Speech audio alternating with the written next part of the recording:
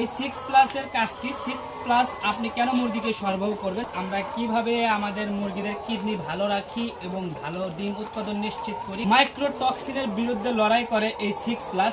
মুরগির ঘরে প্রবেশ করার আগে অবশ্যই যে কাজটি করতে হবে সেটি হচ্ছে আপনাকে ভালোভাবে জীবাণুনাশক পুরো শরীরে এবং পায়ের তলায় আপনাকে স্প্রে করে নিতেই হবে, অন্যথায় আপনার খামার ঝুঁকির মধ্যে থাকবে। আসসালামু আলাইকুম, আজকে আমরা এসেছি মূলত লেয়ারের শেডে। আমরা আজকে আপনাদের দেখাবো আমরা কিভাবে আমাদের মুরগিদের কিডনি ভালো রাখি এবং ভালো ডিম উৎপাদন নিশ্চিত করি। মুরগির পিএইচ নিয়ন্ত্রণ করতে পারলেই আপনার মুরগিগুলো সুস্থ থাকবে। আপনার খামারের মুরগি যত বেশি সুস্থ থাকবে, আপনি খামার করে তত অল্প সময়ের মধ্যে সফলতা অর্জন করতে পারবেন ইনশাল্লাহ। এই 6 প্লাসের কাজ কি? 6 প্লাস আপনি কেন মুরগিকে সরবরাহ করবেন? অনেকে এখন প্রশ্ন করতে পারেন, ভাই কেন 6 প্লাস মুরগিকে সরবরাহ করব? 6 প্লাস সরবরাহের অন্যতম কারণ হচ্ছে আপনার মুরগির পিএইচ নিয়ন্ত্রণে থাকবে, মুরগির লিভার এবং কিডনি ভালো থাকবে, সকল ধরনের মাইক্রোটক্সিনের বিরুদ্ধে লড়াই করে এই 6 প্লাস। তাই আপনারা পিএইচ নিয়ন্ত্রণ এবং মুরগির লিভার ও কিডনিকে ভালো রাখার জন্য এই 6 প্লাস ব্যবহার করতে পারেন। অন্য যে কোনো পিএইচ আপনাকে নিয়মিত সরবরাহ করতে হবে আপনি যদি মুরগিকে সুস্থ রাখতে চান।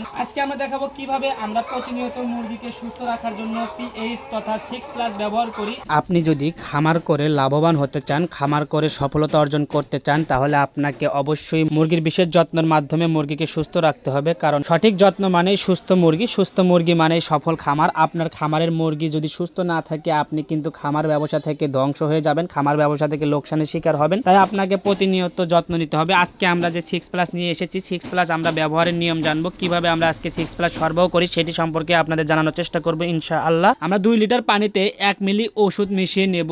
আমরা এই বালতিতে 15 মিলি ওষুধ দিয়েছি এবং 30 লিটার পানি দেব। পানি দেওয়ার পরে কিন্তু আমরা সুন্দরভাবে একটি মিশ্রণ তৈরি করে নেব। ওষুধ সরবরাহের ক্ষেত্রে যে বিষয়টি আপনাকে মানতে হবে সেটি হচ্ছে ভালোভাবে ওষুধ এবং পানি মিশ্রণ তৈরি করতে হবে। ভালো মিশ্রণ তৈরি হলে আপনার ওষুধ ভালোভাবে কাজ করবে, অন্যথায় আপনার ওষুধ কিন্তু মুরগিকে কাজ করবে না। তাই আপনারা ওষুধ সরবরাহের আগে ভালোভাবে মিশ্রণ তৈরি করে নেবেন। আপনারা দেখতে পাচ্ছেন আমরা কিন্তু বালতিতে ওষুধ দেওয়ার পর পানি দিচ্ছি এবং হাত দিয়ে কিন্তু ভালোভাবে ওষুধ এবং পানি এক জায়গায় করে নিচ্ছি, একসাথে ভালোভাবে মিশ্রণ তৈরি করে নেওয়ার চেষ্টা করতেছি যেন ওষুধের কার্যক্ষমতা ঠিক থাকে। আমরা সুন্দরভাবে ওষুধ গুলিয়ে নিয়েছি। প্রতিটি পাইপে আপনাকে সমপরিমাণ ওষুধ দিতে হবে এবং খেয়াল রাখতে হবে প্রতিটি মুরগি ওষুধ খাচ্ছে কিনা। আপনার মুরগি যদি ওষুধ কম খেয়ে থাকে, কিছু কিছু মুরগি আছে যে মুরগিগুলো পানি কম পান করে, সেই মুরগিগুলোকে আপনাকে নজরদারি করতে হবে এবং সেগুলো আপনাকে খেয়াল রাখতে হবে। আপনি যদি সবকিছু তদারকি ভালোভাবে করতে না পারেন, তাহলে কিন্তু খামার ব্যবসা থেকে আপনি ধ্বংস হয়ে যাবেন। আপনি কিন্তু খামার ব্যবসা থেকে সামনে এগিয়ে যেতে পারবেন না। খামার থেকে সামনে এগিয়ে যেতে হলে অবশ্যই আপনাকে কঠোর পরিশ্রম করতে হবে, কঠোর পরিশ্রম করার সক্ষমতা থাকতে হবে। আমরা সুন্দরভাবে ওষুধ মিশিয়ে নেওয়ার পরে আমরা প্রতিটি পাইপে সমানভাবে ওষুধগুলো সরবরাহ করে দিয়েছি আলহামদুলিল্লাহ। আপনারা যারা খামারে আছেন, বিশেষ করে যারা লেয়ার মুরগি পালন করেন, তারা অবশ্যই মাসে অন্তত পক্ষে